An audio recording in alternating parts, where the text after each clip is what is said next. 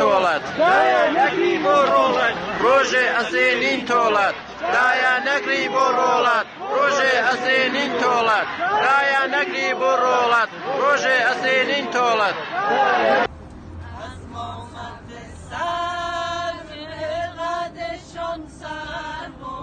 جانم سر بو خدا سر بو خمیده چقدر رفتاری ای شب چقدر کرداری ای شب ڕۆژێ ئەسێنین تۆڵەت دایە نەگری بۆ ڕۆڵەت ڕۆژێ ئەسێنین تۆڵەت دایە نەگری بۆ ڕۆڵەت ڕۆژێ ئەسێنین تۆڵەت دایە نەگری بۆ ڕۆڵەت ڕۆژێ ئەسێنین تۆڵەت ڕۆژێ ئەسێنین تۆڵەت نەگری بۆ ڕۆڵەت ڕۆژێ ئەگرین تۆڵەت دایە نەگری بۆ ڕۆڵەت ڕۆژێ ئەسێنین تۆڵەت دایە نەگری بۆ ڕۆڵەت ڕۆژێ ئەسێنین تۆڵەت دایە نەگری بۆ ڕۆڵەت ڕۆژێ ئەسێنین تۆڵەت دایە نەگری بۆ ڕۆڵەت ڕۆژێ ئەسێنین تۆڵەت دایە نەگری بۆ ڕۆڵەت ڕۆژێ هەرکەس مەدەن خەریاران ئای خەڵکەران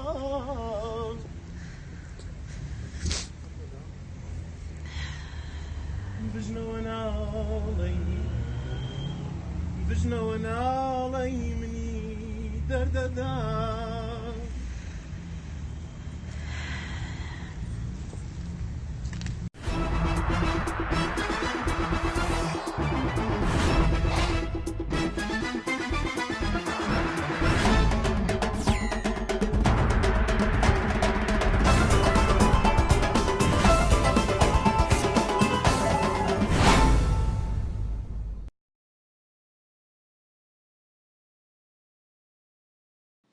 جۆگرانی هێژای رادیۆ تێڤێ ئارکۆتێ ئەم کاتتان باش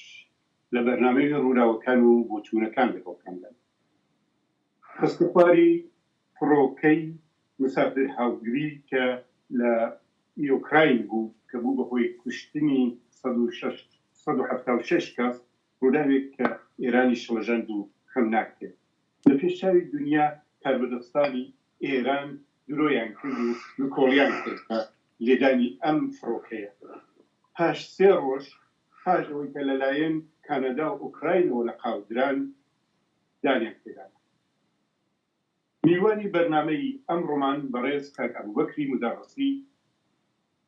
جێگری سکرتێری گشتی کۆمەڵەی شۆڕشێری زەحمەتکێشانی کوردستانی عێراق بەخێری بۆ بەرنامەی ئەم ڕۆمان زۆر سپاس کاک سالار سلام هەیە بۆ ئێوە بۆ هەموو ستافی ڕادیۆکەدا کاک ئەبوبەکر ئێوە لە ڕۆژانی ڕابردوودا بەدوای خستنەخواری فڕۆکەی هەڵگری 176 کەس مسافر و جان لەدەستانی هەمویان نووسراوەیەکتان بڵاو کردەوە لەسەر پێنج خۆتاندانا و لە ژێر سەردێڕی درۆی متحید کنەندە واتە درۆیە کە هەموانی یەک پرسیارمەوەی فەرقی ئەترازاتی ئەم چەند ڕۆژە لەگەڵ ئەترازاتێک کە بۆ گرانی بێنزین خەڵک کردیان یا بۆ ئەتراز بە دزی و گەندەڵی و اختلاسەکان کردیان و خۆپیشاندانی گەورە لە زۆرێک لە شارەکان کرا لە دەیما ئابانبان ئەمانە فەرقیان چیدا بوو؟ بەڵێ زۆر سپاس بووە داوەتی من لە بەرنامەکەتان ماندوو نەبێن و بە هیوا و ئارەزوی سەرکەوتن بۆتان بەڵێ ڕووداوێکی زۆر زەمبار بوو بەڕاستی هەمومان پێ ناڕەحەت بووین بە تایبەتی کە ئێمە فقط باسی عەدەدێک دەکەین 176 بەڵام ئەو معنی ئەوەیە کە بۆ سەدان خانەوادە خۆشەویست و دووری نزیکی ئەو کەسانەوە گیانیان لەدەستدا بە تێدادی ئەوان تراژیدی و داستانهایی غەمناک و ناڕەحەت ڕوویداوە کارەساتێکی زۆر زۆر گەورەیە ئینسان هیچ وەک عادەت پێ ناکە هەرچەند لەو ماوەدا خەڵک زۆر کوژراون بەیان سەدان کەس لەو اعتراضات و تەظاهراتی کوژراون بەڵام هەمیشە ئەو کوشتارەی کە بەدەستی ڕژیمی جمهوری ئیسلامیە و یا ڕاستە و خۆ وەک اعتراضاتی ئابانما وەک ئەو فڕۆکەیە کە پێم وایە ئەوەش ڕاستە و خۆیە و من هیچ تەمایلێکم نییە پێم وانەیە ئەوە دروستەکە وەختی دەڵێ غەیرە عەمدە بەداخەوە بازێکە دەڵێن کتۆ و ئەو ڕووداوانەی کە ناڕاستە و خۆ جمهوری ئیسلامی تێدا دەخیلە وەک سێڵاوەکەی بیستان و بەلوچستان هەمووانە خەبەری زۆر زۆر ناخۆشن و من هەر لێرەوە سەرخۆشی دەکەم و تەسلێت بەڵام بە بازماندەگانیان وەخۆم بە شەریکی ڕەمیان دەزانم. جنابەت پرسیارەکە لەسەرەوە بوو کە تەفاوەتی ئەو ئەترازاتە لەگەڵ ئەترازاتەکانی پێشخۆی چییە و هەر ڕووداوێک کە تەظاهوراتێک کە حادثەیەکی لەو نەوعە جۆرێک تەفاوەتی هەیە بەڵام ڕاستیەکەی کە تەفاوتمان زۆر ئەساسی نی نقطە مشتەرەکەکان ئەساسی ئەو ڕووداوانە هەمووی هەر لە دەیمانجی ساڵی 1696 ساڵەوە پێشەوە تا ئەترازات پەراکەندانی کە لە ماوەی ئەو 2 ساڵەدا بەردەوام لێرە دەوێت هەر لە ئەتراز و نارەزایەتی دەربڕینی مامۆستاکان خەڵکانی بانگشەست و ئەوانەکە ماڵ و ژیانیان لەدەستدا لە ئاکامی گەندەڵی و فەسادی مؤسساتی سەرمایە داری و بانکی لە ئێران هەر لەوانەوە بگرە تا کۆڵبەرانی کوردستان تا هەمووی ئەوانە ئەو ڕووداوانە بووە ئێترازاتی ئابانما بە دوایش ئەو ئێترازات و ناڕەزایەتی دەربڕینانەی کە بە دوای خستنخوارەوەی ئەو فڕۆکەیە ڕوویدا لە دانیژەکانی ئێران هەمووی زنجیرە حەوادث و ڕووداوهایەکن کە بە یەک بەسراونەوە ئەویش بریتێ لە دەربڕینی ناڕەزایەتی و دەربڕینی خواستێکی ڕۆشن شەفافی خەڵکی ئێران بۆی بڵێن ئەو ڕژیمەیان ناوێ ئەو نیزامە سیاسییان ناوێ و بە هەموو شتێکی مەتەرز بە کارامەیی لیاقەت بە حەق کوژی مافکوژی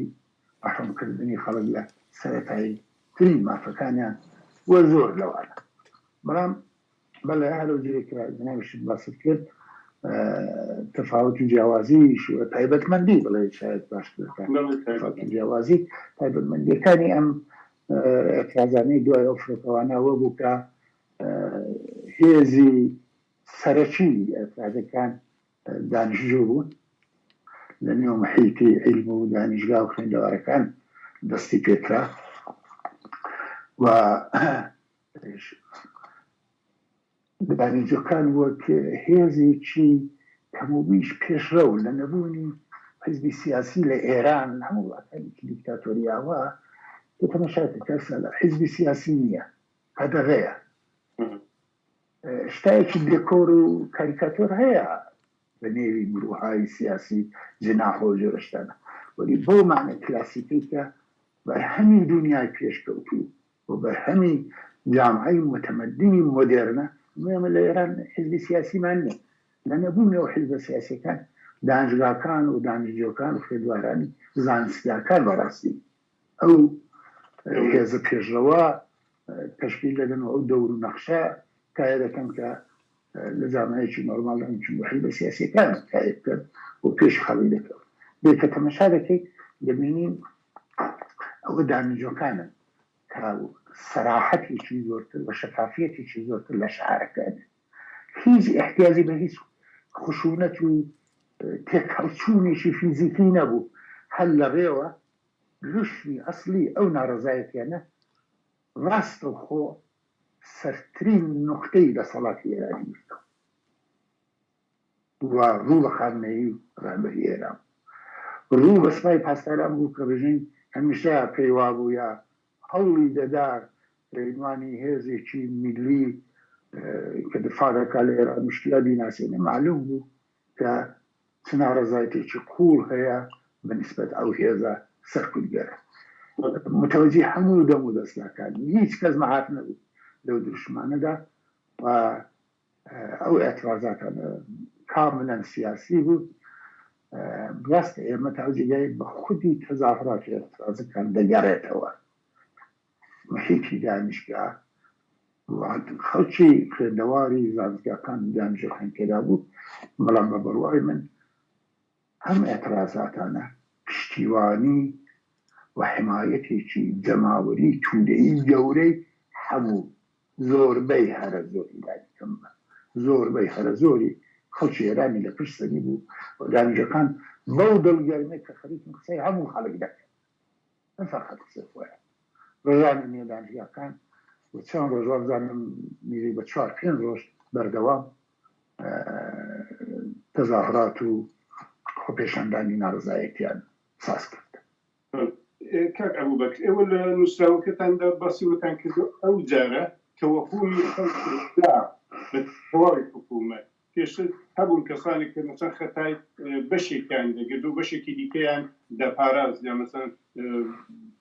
ئەمە چۆنی دەبینن، چۆن دەلیلتان چییە بۆ کە ئەو تەوەهومە بە یەکداری ڕژاوە؟ چونکی ئێستا دارودەستەکانی حکوومەت مەسەن ڕوحانی بە جوورێک پاکانە بە خۆی دەکات، دەڵێ من هەر خەبەردار نەبووم، پاش 3 ڕۆژ خەبەردار بووم. ئەوانە چۆن لێک دەدەنەوە و چۆن دەلیلتان چییە کە دەفەرمون کە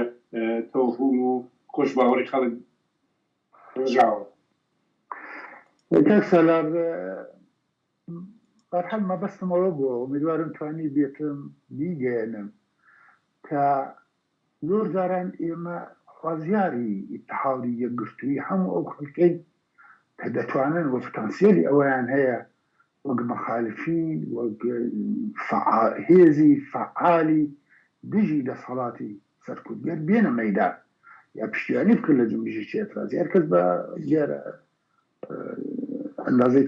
توانا و ئیمکاناتی خۆی و حیزبە سیاسیەتمان چالاکان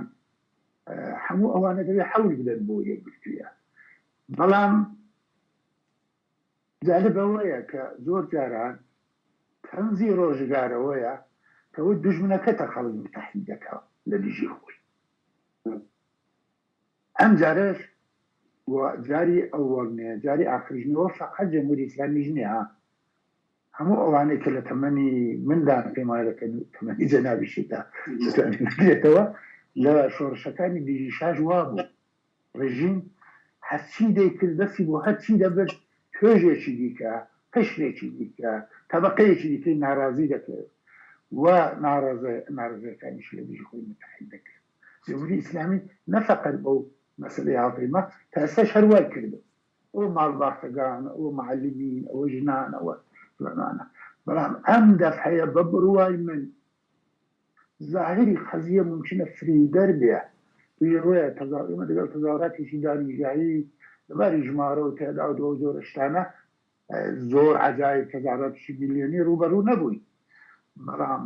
لە ئەعماقی کۆمەڵگای ئێران ئەو درۆیە هەموو کەسی زۆربەی هەرە زۆری خەڵکی بریندار کرد. تەفاوەتی ئەو برینە لەگەڵ برینێکی کە باتوو چەکی گەرم و سارد لە ناڕزایەتەکان بەکاری دێنێ شاید تەفاوەتەکەی جەستەیی نەبوو، بەڵام دەرونی و ڕوحی بوو. خەڵک ڕوحەن و دەرونەن بریندار بوو و ئەحساسی تێڕینیان کرد. حتا دەتوانم بڵێم هەرە زۆرێکە من لەوێ ئیشارەیەکم پێکردە لە ئەو پۆستە کورت و مختصرە لە نەهایەتدا زەرەباتی باتوون هەر لەو کەسە دەکەوێت کە لە شوێنەکەیە و دەرگیرە و تێکەڵ چۆ لەگەڵ هێزە سەرکوتگەرەکە. ژن خەڵکێکی کە حتا بەدڵیش لەگەڵی بن، بەڵام لە ماڵ خۆیان لە وڵاتەدە تەماشاچی دوو خیابان وڵاتێت ئەو زەربانە ئەحساس ناکرد. بەڵام ئەو درۆیی کە کردیان بەڕاستی درۆیەکی سەرتاسەری بوو بەوما هەموو کەسی گرتەوە ئەوەی لە خیابان بوو و هەموو تۆژێکی گرتەوە و حتا بەشێکی زۆری لە ئەو تەیفە گرتەوە کە بە جۆرێک لە جۆرەکان هێچ تاکانە ئومێدێکیان هەیە بە نظامی سیاسی ئێران کە بتوانێت خۆی ئیسلاحکە. ئەمەش یەکێک لە تیرە خەلاسەکانی ئەو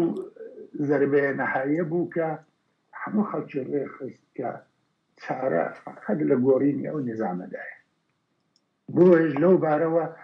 اتحادێک لەنێو خەڵکی ئێراندا دەبینرا بەڕاستی و هەموو کەس و هیچ کەس بزانکەی بە ڕێژیمدا نەدەنا و سر و خۆشمان دەزانی کە ئەوە تاچە ئەندازە دەنگدانە و تەسیری و لەسەر دەستگاکانی دەوڵەت هەڵوجێ بە خۆت باس کرد ڕوحانی لەولا قسانی دەکرد خاتمیەوە مەسەلەی نوێژی جمعەکەی هەموو کەس دەزانێت چەندەی هەوڵ و هەراس و ئەوە پێوە دیار بوو بۆ زۆرشتی باسی ئەوەتان کردو لە نووسراوە کە ئەو درۆیە دەبێتە هۆیەوە کە ڕابردووی ئەو حکوومەتش بێتە ژێر پرسیار نمونەتانە ئێمە مەسەن خەڵک شتی وە بڵێن مەسەرەن ئاشک بکەنە سەر قسەکانی ڕابردووشی مەزۆرتان دەبێ ئەوە بێ بەڵێن من تەماس و تەجربەیەکم لەگەڵ ڕاست ئەشخاصی شمایە نییە کە ئشارە بکەم ویانە بەڵام بە تەجروبە لەو ماوەیەدا کاتێک تەوەهومی خەڵک دەڕژێت و مواجه دەبێن ڕوبەڕوو دەبنەوە لەگەڵ مەسئلەیەک یارمەکان دەدا بە شناختێکی زۆرتر لە ماهیەتی ڕێژیم هەمیشە جۆرێک لە جۆرەکان لە نێو زێحنیەتی خەڵک ڕووداوەکانی ڕابردووش دێنەوە و پێداچوونەوەیکی خود بە خود بۆ ئۆتۆماتیک دەست پێ دەکات ئەمە هەمان ڕژیمەکە سێ ڕۆژ لە گەورە و چکۆلەی لە نیزامی و غیرە نیزامی هەموو مەقاماتی لەشکری ئیداری هەموو وێگرا ئەو درۆیان کرد هەر ئەو ڕژیمەیە کە لەسەر هیچ کەسەلە لەسەر هیچ برەمایەکی پوچ یەک دەفعە تعدادێکی زۆری خەڵک بە زەربی شکنجە وادار بە ئەتراف کرد بەوەی ئەتراف بکەن کەوانە جاسووسی دەوڵەتێکی بێگانە بوون و دانشمەندان ترۆر کردوانە خەڵکی عادی داشت بەخۆی بەریداونەوانە و هاتن سەر تەلەڤیزیۆن قسەیان کرد پس معلوم دەبێ ئەمە یەک درۆ نییە ئەمە یەک ڕووداوی بە تاغمانەوە نییە لە نێو یەکسەر ڕووداوی عادیەوە ئەمە بە جۆرێک لە جۆرەکان تایبەتمەندی ئەو ڕژیمەیە ڕژیم درۆزنە و من ویستم نیشانی بدەم کە درۆ هەمزادی سەرکوتە هەر ئەو شتەوە بێتەوە زۆر کەس ئەو شتەی لە تەیری فەرمایش جەنابتاندا مەسەڵەن سینەما ڕێکسی ئابادان چۆن سوتاندیان و بە سەر ڕژیمی پێشویاندایەنە یا زۆر کەسی دیکە هەر لە کەسانی کە ئیخودی ڕژیم لە ڕۆژانەدا مەسەڵەن ژنێک دەگیری لە مێدیا دەباسی وە دەکات کە کەسێکی منیان کوشتۆ مێردەکەی منیان کوشتۆ یا کەسێکی منیان کوشتۆ دەڵێن لە حەڵەبجە کوژراوە ئێستا نازانم واقعەن لە حەڵەبجە کوژراوە یا لەکوێ کوژراوە دقیقاً کاکسەر زۆر جوان ئیشارەت کرد ئەو پێداچوونەوە ئاوایە هەموو شتێکی کە پێشتر خەڵک بەجۆری لەژێرەکان لە تەری دڵی خۆیان دەیان کوت ممکنەوە بێ ئەلحانێک پێدا دێنەوە و دەزانن درۆیە و دەتوانێت درۆ بێ هاوپەیمای دیکە سەرنگون بوو کاکسەردار هەر دوو ساڵەوە پێش هاوپەیمایکی تۆپۆلۆ سەرنگون بوو هاوپەیمای دیکە کەوتۆتە خوارێ هەموو ئەوانە خەڵک وەبی خۆی دێنێتەوە ئەوانە هەموو دەتوانن درۆ بن جمهوری ئیسلامی و نظامی سیاسی ئێران هیچ کات حقیقت بە خەڵک ناڵێت ڕژیمێکی نەتەنها سەرکوبیە فاسی ناکارامەویەیە ڕژیمێکی درۆزنە خەڵک متوجه دەکا فڵانی خۆی کوژ لە زیندان هەموو ئەلحانەکە حەقی خۆیەتی هەر کەس بێ وە لە دەرەجێ وەڵ بازمان نەگانی ئەو کەسانە کە وڵا ئەو خودکوژەی نێو زیندانیش درۆیە بە خۆیان کوشتیانە وە هەڵبەت بووە ئەوەی کە باسەکەمان زۆر دووری درێژنەرە خۆجرە کورتی کەینەوە لەنا دەیان سەدان نەوەی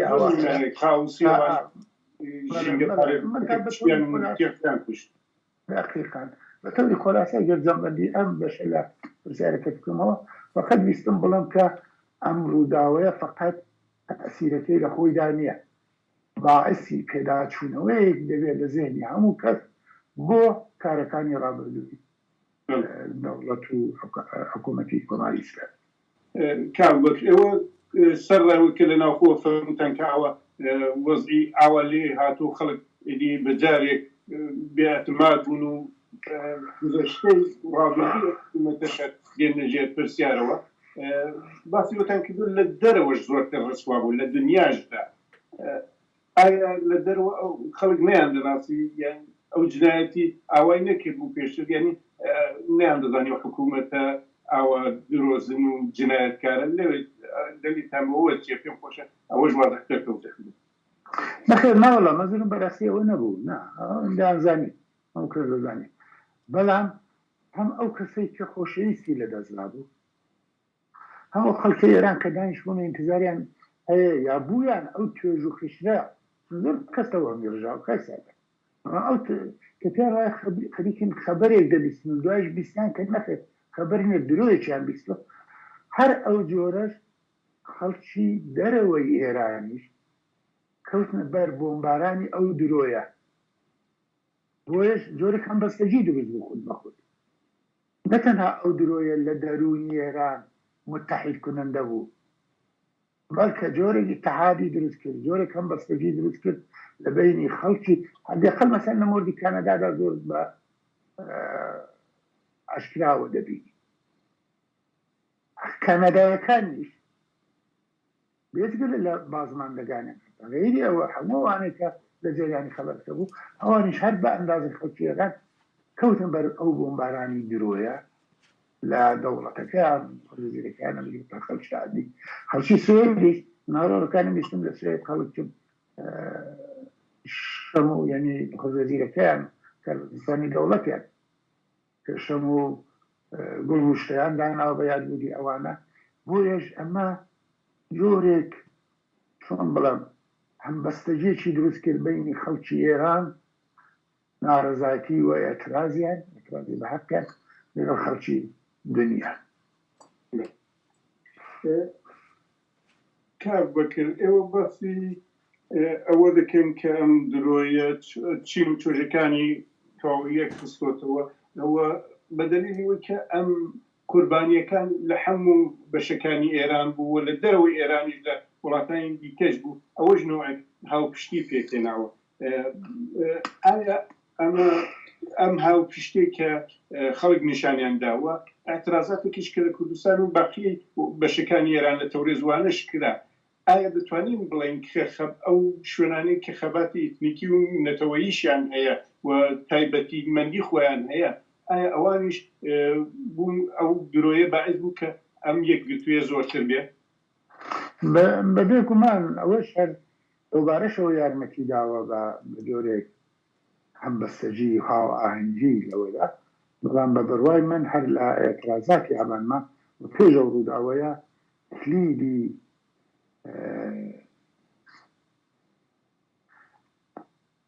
هاوخەباتی نەتەنها لە تیۆریدا بەڵکە لە عەمەلیشدا لە بینی کوردستان و باقی ئێران هەستا خەڵکی کوردیش معتەرزە بەو شتانەی کە هەموو ئێران ئێترازیان هەیە گرانی بێنزین ئەو وەختە دەست پێکە خەڵکی کوردستانیش هەر صدق دەکات و ئەو ئێترازانی کە لە کوردستان بوو نیشانیدا کە ناڕەزایەتی و ئێتراز بەرامبەر بە جەمهوری ئیسلامی سنووری ملیەت و قەومیەت و مەزهەب و حتا تەبەقاتیشی بەزاندۆ و جۆرێک گشتگیری و جۆرێک ئیتحادی هەمەلایەنە لەو بارانەوە لە هەموو بوارەکاندا هەیە قسەکانی نوێژی جومعەی خامنەیی چۆن هەڵدەسەنگێنن چونکی ئەمە لە ڕۆژاندا ڕۆژ جومعە لەو قسانەی کرد و لە جوابێک بۆ ئەو ئێترازاتەدا بوو ئێوە چۆن هەڵدەسەنگێنن توانین کە ئەو متمانەی لە دەستچووی جمهوری ئیسلامی دیسان بێنێتەوە دێ خۆی و یا ئیسلا ئابڕۆیەک بۆ خۆی بکرێتەوە بە بەڕوای من ئەسڵەن نەیتوانی ڕاستە خامنەیی خۆ لەوانەیە چ بڵێ خۆڕانی باشە و کار باش دەڵێت و ئەوانە بەڵام لێرە مەهارەت لە وتاربێژیدا بە بڕوای من هیچ دەورێکی نەبوو خەڵ زۆر مواظب بوون بزانن ناوەڕۆشیە وتارە چییە، تاوەی چۆن بەڕازێن درێتەوە و چۆن باس نەکرێت و ئەوانە کە ناوەڕۆشی ئەوە دەبیستین متوەجه دەبین خامنەیی اعتراضێکی ئەوتۆی نییە بەو درۆیە، حتا تانەی لۆمەی کەسانێکی کرد کە ببڕان زۆرتر ڕاستەکەی مزوری لە هەناسری دەوڵەت بوو، حتا ژارەبان کە خوازیاری پەیگیری لە مەسەلەی سقوتی هاوپەیمانکە بەو لەحنە دێڵە ئەوە یعنی کۆتا بێن لەسەری مەڕۆن تەوا بوو ئەوەش خامنەی چێرەیەکی فۆقڵادە بێڕەح، چێرەیەکی بەبێ کۆچکترین احترام و عەلاقەیە بە خەڵک و ڕێز و پێزانین بۆ ئەو کەسانەی خۆشەویستەکان چێرەی چاوە لە خۆی نیشاتە بۆیش بە بڕوای من ئەو نوێژی جمعەی ئەو قسانی خامنەی کردی فقط نفرەتی زۆرتر لەو ڕژیمە دروست کرد دقت بکە لێزگە لەلاوە دروست لە فاصلەی بینی سقوتی هاوپەیمانکە چەند ڕۆژ دوایەوە تا نوێژی جمعە سێڵاوێکی زۆر ماڵ وێران کرد لە سیستان و بەلوچستان بەدەیان و سەدان خانەوادە لە هەست و بیستیان ساڵکردی بە قسەی بازێک کەس 500 دێت چۆتە ژێر ئاو وڵاتانێکی کە دوو دانە خیابان ئاو دەیبات و دە ماڵ چل ماڵ دەکەونە ژێر ئاو ڕێی جەمهوورەکان سەفەری و مراقەچەکەی لەبوو دەکاتەوە بە پەلە خۆ دەگەێنێتەوە بۆی نزارەت بکە بەسەر ئەوەی بزانێ یارمەتی و کۆمەکەکان بە موقع دەڕۆن بۆ سەر ئەو شوێنانێکەوە تووشی ئەو کارە ساتە بوون هەڵدەردی بکە لەگەڵ خەڵک تەمەشای بەرخوردی ئەوانە بکە ڕاستیەکەی بە حەدێک سەیر و زەقە کە پێزاری وایە دەڵێ هەرێ بەڕاستی ئەوەی بیستون واقعە حتا ئیشارەی پێ نەکرد بە یەک کەلیمەش ئیشارەی نەکرد سڵاوێک کاتەوە خەڵکی نا ماڵوێران بوون فات هەمیش دەگەڵتان هاو دەرد هیچ بۆیش خامنەی بە بڕوای من هەرچەند زۆر کەس بۆ ئێمەمانان لەمانزانی بەڵام هەموو وایان ڕۆشن بۆ ئەوە کە خیاڵی هیچ دڵجویە لاوانەوەیەکی نییە بۆ خەڵک و ئەساسەن خامنەی یەکی لە هەدەفەکانی ئەوە بوو کە چونکە دەیزانی لە هەموو کەسی باشتر دەزانی کە ئەو درۆیە و ئاشکرابوونی ئەو درۆیە تەسیرات و کاریگەری تەشیع جەنازەکەی قاسمی سلەیمانیشی پاک کردوێتەوە و فەشەلی کردوێتەوە ویستیزارێکی دیکە ئەوە لە مقابلی ئەوە بەرجەست دەکاتەوە کە ئەوە بۆ خۆی بە قەولی معروفی ئێرانی دەڵێن عوزری بەتەرەز گوناه ئەو قاسمی بەبخشە قسە دەکرد بەڵام قاسمی سلەیمانی بالاخره نەفرێکی دیکەی لەگەڵ شش کەسێک لەگەڵ بوو بەڵام لە مقابلی کارساتی چیاوە گەورەکە نزیک بە 180 نەفەری زاوێمە مێمان داور و ئەوانش هەموو بەشەر بوون کانەوە لێم بۆ خۆشەویستیان ئەوانی لە بەینبەر بەڵام شارە بە قاسمی سلەیمانی دەکات بە ڕۆژی کوشتنەکەی دەکاتە یۆمەوە بەڵام حتا نەزەرە خۆویە ناکات لە ئەو حەڵە گەورەیە کە ئازاو مخوای پێ دەڵێن هەڵە ڕاستەکانەوە بەخۆی لەژێر سوالە بەڕاستی هەڵەیە یا شتێکی عەمدە بۆش ئەوەش بە قەولی معروف عوزری بەتەرەز نابوو و بە زەرەری شکاو ئەو ڕواڵەتی کە دیسان لە خۆی نیشاندا خامنەی نیشانی هیچ مازەت خوازی نەکرد و هیچی نەکرد ئێوەشی شارەکان فەرموو ئایا ئەوە نیشانەی وەیە کە دەست دەداتە تون و توێژێکی تونتر لە سەراسەری ئێران یا ئەوەیە توانای ئەوەیان نییە کە بیشانێت بەسوورەت هیچ کەس قەولی نەرمشێکی نەدیت جەنابی خامنەیی سەدای ئێعترازی هیچ کەسی نەبیست وەک زۆری دیکتاتۆرەکان کە بالاخره لە مەرحەلەیەکدا لەو ئاخرۆخرێدا دەڵێن سەدای ئێعترازی ئەوەمان بیست و فلانانە معلوم و سەدای ئێعترازی کەسی نەبیست و معلوم گوشی ناشناوای هەیە بۆ هەموو ئێعترازێک و ئەوە ئەوەشی لێ دەکەوێتەوە کە تەنها بەسەر کوب متەوەسیت لایەندەشدا ئەگەر تەسیراتی ئەو سەرکوبە وەک جاران مؤثر نییە خەڵک ترسیان ژاوە کاریگەری نییە ئەگەر ئەو حادثەیە باعث دەبێ ریزیشێکی گەورە لایەندێکی نەزۆر دوور لەنێو سفوفی هەتا هێزە سەرکوبگەرەکانیش دروست بێ ئەوە مەسەلەیەکی جودایە بەڵام تا ئەو جێگای بە خودی خامنەیی و باڵاترین کاربەدەستانی ڕژیمی جمهوری ئیسلامی مەربوط دەبێ ئێمە هیچ دڵجویەک نەرمشێکمان نەدیت کەوابوو دەتوانین بەڵێ بە ئیتمانەوە بڵێن کە ئەوان تەنها شتێکی کە لە جابی ئەترازی هەڵ دەیویستن سەرکوب و سەرکوت و پشتومڕە ئێوە لاخوی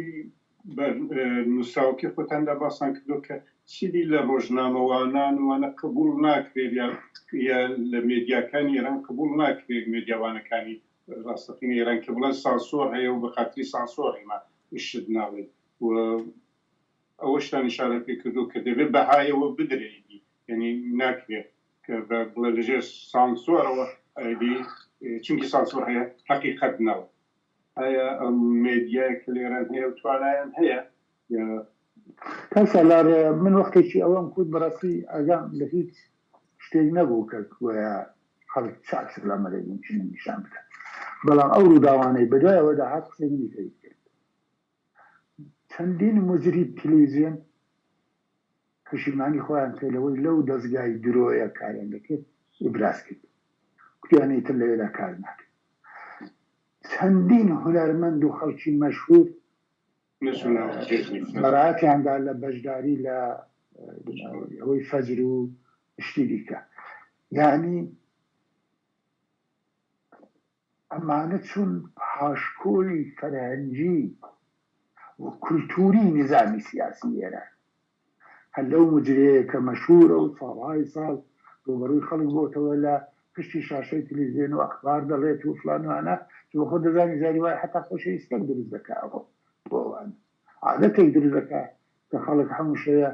لای شامی قارقاڵ دێنەوە و چای بخۆنەوە و تەلەڤیزیۆنەکان هەڵکەن و مجرێک ببینن ئەو ڕۆکانە دەڵێ ئیترە من ئامادە نیم لەو دەستگای درۆیە کاتم ئەوە بە جۆرێک تەئیدی قسەکەی منە کە ئیتر ئەوانیش دەزانن تازا خەڵک لیان قبوڵ ناکات دەبێت سەرش خۆیان جیاکەنەوە و ئەوە ڕووی داوە ببڕۆی زۆرتریش دەبێ بەدوایداری پێم خۆشە ئەگەر لە کۆتایی ئەو قسە و باسەدا بە خۆتان شتێکتان بۆ مهم و بۆ گرنگە باسی بکەین چون هاتووینە کۆتایی بەرنامەکەمە زۆر سپاس دەکەم لەو فرسەتە دەیدەی بەڵام پێما بێ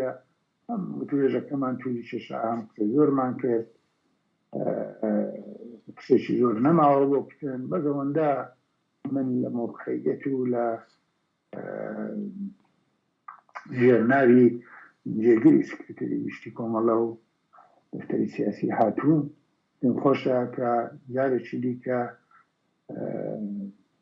هاودەردی خۆم ڕابگەێنم لەگەڵ هەموو بازماندەگانی و کەسانەی